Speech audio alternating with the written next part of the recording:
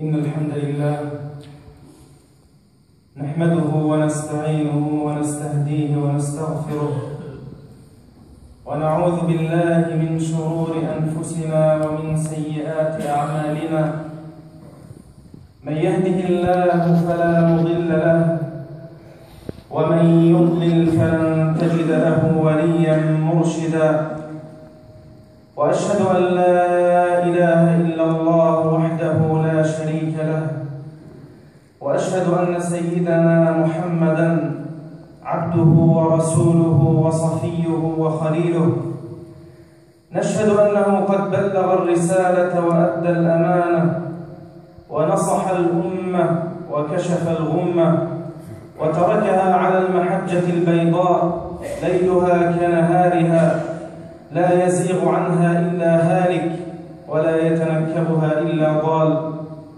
يا أيها الذين آمنوا اتقوا الله حق تقاته ولا تموتن إلا وأنتم مسلمون. يا أيها الذين آمنوا اتقوا الله ولتنظر نفس ما قدمت لغد واتقوا الله إن الله خبير بما تعملون. وبعد، أيها الإخوة الأحبة، يقول ربنا سبحانه وتعالى في كتابه العزيز بعد أعوذ بالله من الشيطان الرجيم: بسم الله الرحمن الرحيم: وما كان لمؤمن ولا مؤمنة إذا قضى الله ورسوله أمرا أن يكون لهم الخيرة من أمرهم ومن يعص الله ورسوله فقد ضل ضلالا مبينا.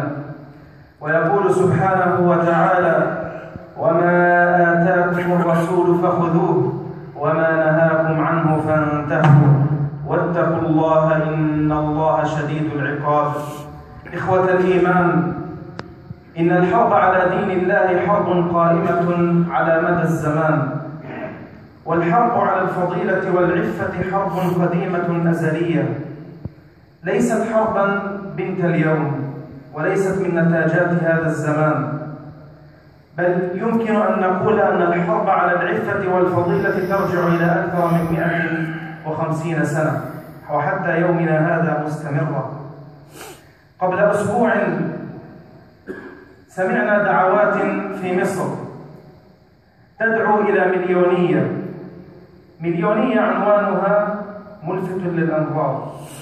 ليست مليونية من أجل تحرير العباد من عبادة العباد إلى عبادة رب العباد، وليست مليونية من أجل نصرة المسجد الأقصى الذي اغتصبه اليهود، وليست مليونية من أجل إعادة الإسلام إلى سدة الحكم، وإنما مليونية من أجل خلع الحجاب.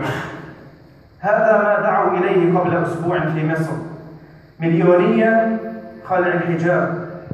هذه المحاولات لإبعاد فتياتنا عن طريق الدين ولإبعاد الحجاب عن طريق حياة المسلمات في هذا الزمان محاولة مستمرة وطويلة جدا، وسنأتي لذكر بعض هذه المحاولات خلال 100 عام الماضية، كيف أنهم يستمرون في نشر مثل هذه الأفكار دائما وأبدا، يريدون أن يبعدوا الفتاة المسلمة عن عفتها وعن كرامتها. عندما جاء الغرب إلى بلاد المسلمين ورأى الفتيات المسلمات متمسكات بحجابهن، فكان أول هدف له كيف يمكن أن ننزع هذا اللباس وهذا الحجاب عن هذا المجتمع ومن هذا المجتمع. وفعلا بدأوا بنشر المجلات التي تحاول نشر صور متحررة للنساء. بعد في أماكن بيع الملابس أرسلوا ملابسهم التي يريدون أن يبثونها بين فتيات المسلمين. أنواع الزينة بكل أنواعها وأشكالها وألوانها وروائحها نشروها في بلاد المسلمين ويبيعها المسلمون للمسلمات. كل هذه المحاولات من أجل أن تبتعد الفتاة المسلمة عن طريق الدين وعن طريق الحجاب. لو نظرنا أيها الإخوة نظرة تاريخية سريعة لنعلم أن الحجاب ليس هو فرض إسلامي فقط، ولم يأتي به الله عز وجل وينزله على محمد صلى الله عليه وسلم فقط، وإنما قبل الإسلام كل إنسان يكون على الفطرة يرتدي الحجاب، كل فتاة تعلم فطرتها ترتدي الحجاب، بل إن الأديان السماوية السابقة جاءت بفرض الحجاب، وإن كان بصور متنوعة لا ندري أصلها اليوم، لكن فرض الحجاب نزل على جميع الأديان السابقة. في الدين النصراني وفي التوراة والإنجيل نجد ذكرا لبعض مظاهر الحجاب فيها.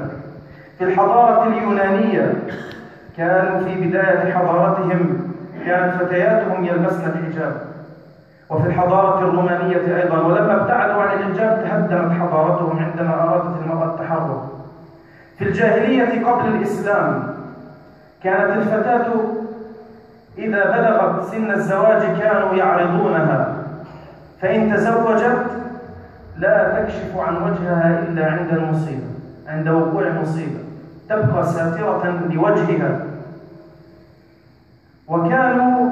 وكانت الفتيات والنساء يلبسن الحجاب بصور قد لا تكون كما يريد الإسلام، لكن كان أصل ذلك موجودا. من هنا نقول أن الإسلام أيها الإخوة كدين ما جاء إلا مكملا لمكارم الأخلاق، جاء ينادي بالبعد عن كل ما يثير الغرائز ويحرك الشهوات، وكل ذلك من أجل شيء واحد وهو إصلاح البشرية والسمو لها عن مرحلة البهيمية والفوضى، كما نجد ذلك في بعض البلاد التي سارت بها المرأة ينقسم على حل شعرها، نرى كأنهن أصبحن مثل البهائم والحيوانات. كتاب الله عز وجل وآيات القرآن الكريم وسنة الرسول صلى الله عليه وسلم تؤكد هذا، ويجب أن نتدبر أيها الإخوة نحن كمجتمع مسلم في آيات كتاب الله عز وجل. ينقصنا كثيرا التدبر بأحكام الله عز وجل، كثيرا منا من يتغافل عما يقوله الله عز وجل ولا يهتم بذلك. يقول سبحانه وتعالى في كتابه العزيز: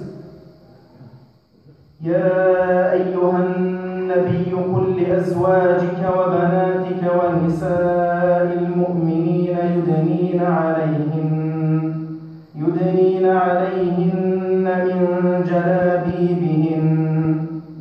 هذه آية بدأها ربنا بالأمر لأشرف وأطهر وأعف نساء على وجه الكرة الأرضية، نساء الرسول صلى الله عليه وسلم. قل لأزواجك، ثم انتقل لبقية المجتمع المسلم.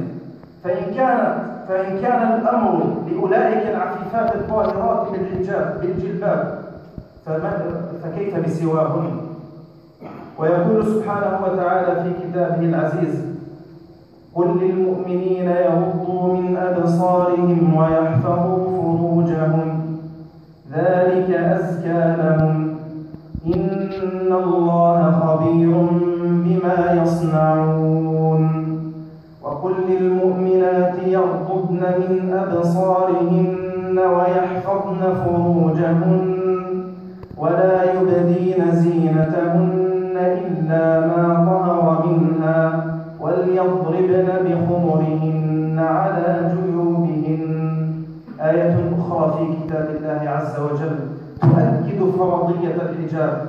أيها الإخوة، كل إنسان يدعي ادعاء أن الحجاب ليس فرض من الله عز وجل، أو أن الجلباب ليس فرض من الله عز وجل، فقد أنكر شيئا معلوما من الدين بالضرورة، أي أنه في حكم الشرع قد كفر وقد خرج من ملة الإسلام بمجرد أن قال أن الحجاب ليس فرض، إن كان معتقدا بذلك ومؤمنا بذلك لا جاهلا ولا ناقلا، مجرد كلام.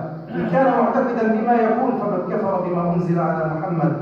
يقول عليه الصلاة والسلام وهو يتوعد المتبرجات المظهرات لزينتهن لغير ما سمح الله لهن، لغير محارمهن، قال صلى الله عليه وسلم: صنفان من أهل النار لم أرهما قط، قوم معهم سياط كأذناب البقر يضربون بها الناس، ونساء كاسيات عاريات مائلات مميلات رؤوسهن كأسنمة البخت المائلة لا يدخلن الجنة ولا يجدن ريحها، وإن ريحها ليوجد من مسيرة كذا وكذا.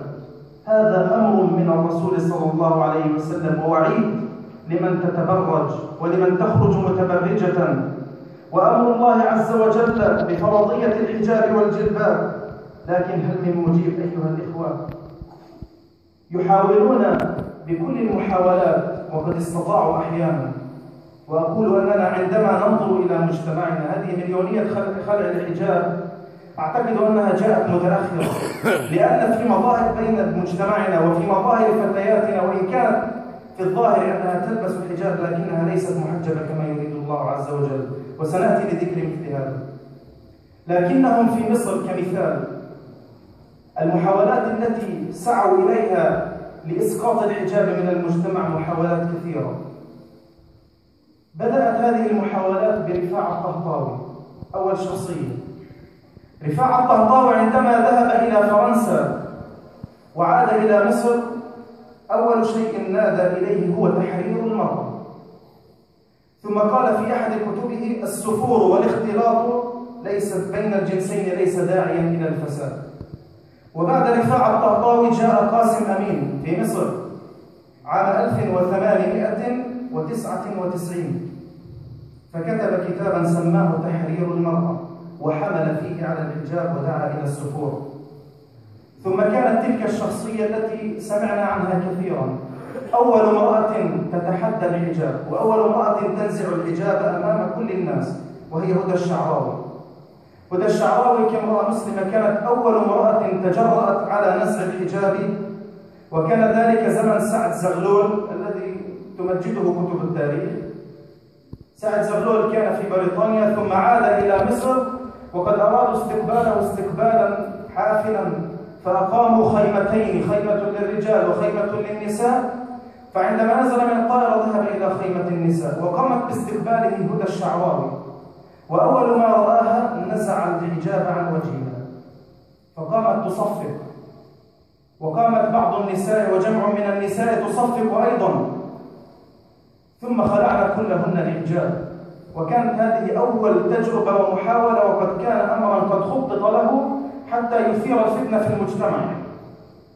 وبعد هذه المحاولة لما نجحت هذه التجربة بعدها بأيام وقفت صفية بنت مصطفى فهمي زوجة سعد زغلول بنفسه في وسط مظاهرة نسائية في القاهرة أمام قصر النيل، وهناك قامت بخلع الحجاب، وقامت النساء معها بخلع الحجاب ورمته على الأرض وداسته بأقدامها، ثم قاموا بحرق الأحجبة التي ألقيت على الأرض. ومنذ ذلك الوقت سمي ذلك الميدان بميدان التحرير الذي نسمع به اليوم. لم يسمى ميدان التحرير من أجل ثورة، بل لأنه أرادوا فيه تحرير المرأة من الحجاب ومن العفة. كل هذه المحاولات استمرت حتى سمعنا بمليونية خلع الحجاب في هذا الزمان، أي أنها ليست محاولة جديدة وليست بنت اليوم، وإنما فكرة مستمرة. هذا مثال عن مصر، لكن المحاولات في الجزائر، في تونس، في كل بلاد المسلمين، حتى في السعودية، محاولات مستمرة جدا من أجل خلع الحجاب عن الفتاة المسلمة. كل هذا من أجل أن يستطيعوا أن يسيطروا على المجتمع المسلم، يريدون تحطيم الشباب المسلم وتحطيم الفتاة المسلمة. فماذا نحن فاعلون؟ أيها الإخوة، كل هذه الحملات التي نراها وهي مستمرة أمامها ما فعلنا؟ ما الذي فعلناه أمام هذه المحاولات؟ هل رضخنا لها من حيث لا ندري؟ هل سلمنا لها من حيث لا ندري؟ هل واقع فتياتنا في بلادنا وفي مجتمعنا نراهن يلبسن الحجاب كما يريد الله عز وجل، أم كما تريد الموضة التي نراها في هذا الزمان والتي انتشرت بجميع الأشكال والأصناف والألوان؟ أتعلمون أيها الإخوة أن النسبة الغالبة من فتياتنا، وهذا للأسف ما رأيته بأم عيني، النسبة الغالبة من فتيات مجتمعنا لا يلبسن الحجاب الذي يريده الله عز وجل. ويجب أن نكون على علم وعلى يقين أنهن لا يلبسن الحجاب الذي يريده الله تعالى. عندما تخرج الفتاة البالغة ببنطال وعلى رأسها شال، هل هذا يسمى حجاب؟ أم عندما تخرج الفتاة بجلباب ضيق يفصل جسدها من أعلاه إلى أسفله وعندما تمشي تكون متمايلة، هل هذا يسمى حجاب؟ أو عندما تخرج الفتاة من بيتها وقد تلبس الحجاب الصحيح لكنها مع ذلك تضع كل ألوان الزينة على وجهها، هل هذا اسمه حجاب؟ هل هذا الستر الذي أراده الله عز وجل؟ أم تكون تلبس حجابا أو جلبابا لكنه مزركش ومزين ومطرز، أو تلبس لباس شهرة بألوان تجذب الأنظار مما هب ودب مما نراه الآن ومما عمت به البلوى في هذا الزمان، هل هذا نسميه أيها الإخوة حجابا؟ هل هذا الذي يريده الله عز وجل؟ ما الهدف من وراء الحجاب الذي أراده الله عز وجل للفتاة المسلمة؟ هل كان الهدف من وراء الحجاب أن تجذب الفتاة بلباسها أنظار الشباب أم أن تصرف أنظارهم عنها؟ كل الهدف من وراء لباس المرأة المسلمة الساتر أن لا ينظر الشاب إليها، وأن لا تثيره هذه الفتاة، وأن لا يجد منها شيئا يجذبه للنظر نحوها حتى يستطيع أن يحصن نفسه وحتى تستطيع أن تستر نفسها. من خلال هذه الحملات أيها الإخوة ندعو كل أب، كل أخ له أخت، كل أب له بنات أن يوعي بناته بهذا الأمر.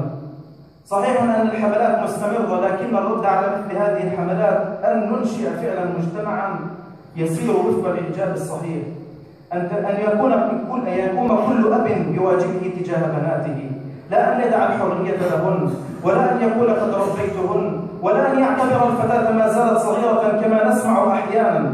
إذا فتاة بلغت لا تسمى صغيرة، ولو بلغت من صف الخامس أو السادس لا تسمى صغيرة. جلباب، حجاب شرعي، هذا أمر الله عز وجل لا خيار لنا فيه، وما كان لمؤمن ولا مؤمنة إذا قضى الله ورسوله أمرا أن يكون لهم الخيارة من أمرهم. أقول قولي هذا وأستغفر